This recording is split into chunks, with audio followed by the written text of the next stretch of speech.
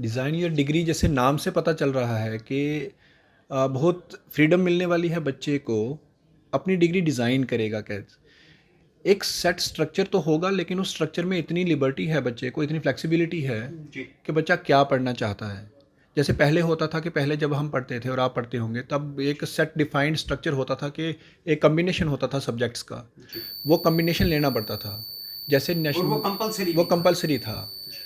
तो उसमें अब न्यू एजुकेशन पॉलिसी में वो उसको स्ट्रक्चर को थोड़ा सा डाइल्यूट किया गया, बहुत सारा फ्लेक्सिबिलिटी बच्चों को दे दी गई कि कोई एक पर्टिकुलर सब्जेक्ट जिसमें इंटरेस्ट ज़्यादा है उसको ले लें और उसको ज़्यादा पढ़ें और दूसरे को थोड़ा कम कम उसके साथ साथ सप्लीमेंट करने के लिए पड़ेगा। कि इस प्रोग्राम में 12th का बच्चा जो होगा उसको हम थोड़े बच्चे लेंगे जिनको एज अ पायलट।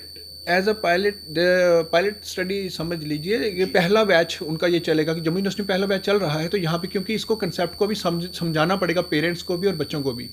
तो उसके लिए हमने बच्चों के साथ इंटरेक्शंस भी की हैं, 2-3 इंटरेक्शंस हो चुकी हैं। इसमें हम बच्चों को ये बताते हैं कि जैसे आप, ये एक डिग्री है, 4 ईयर डिग्री प्रोग्राम है। जैसे आप कॉलेज में आते हैं, आपको एक पर्टिकुलर सिलेबस मिलता है, उसमें आप इतने डिफाइंड पीरियड में इतने क्रेडिट्स पूरे करने होते हैं।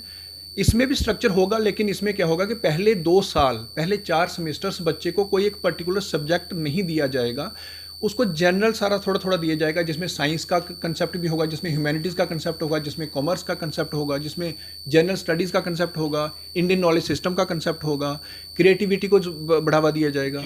ऐसी सारी चीज़ें करने के बाद जो ये बच्चे को अनलर्न करवाना, कंसेप्ट ये है कि to make the student unlearn that he or she has learn during her or his earlier schooling days. तो उसको वो सारा अनलर्न करवा के, मतलब ये कहना चाहते हैं कि बच्चे को अपने पोटेंशियल का पता नहीं होता, हमें भी नहीं पता कि बच्चे में क्या पोटेंशियल है।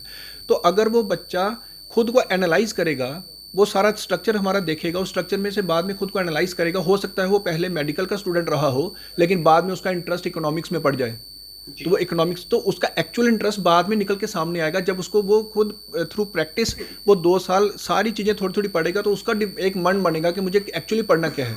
इसका मतलब यही है कि ह्यूमन ब्रेन जो है वो कभी भी किसी भी चीज़ के लिए अडाप्ट कर सकता है। और ये बच्चे जो हमारे 12th के आ रहे हैं, दे आर रॉ प्रोडक्ट्स। इनको अगर हम कोई एक सही उनको एक डायरेक्शन मिल जाएगी जो वो खुद चूज़ करेंगे, तो मुझे लगता है, और ये सबको ये बात समझ आ रही है कि वो बहुत ज़्यादा एक्सेल करेंगे।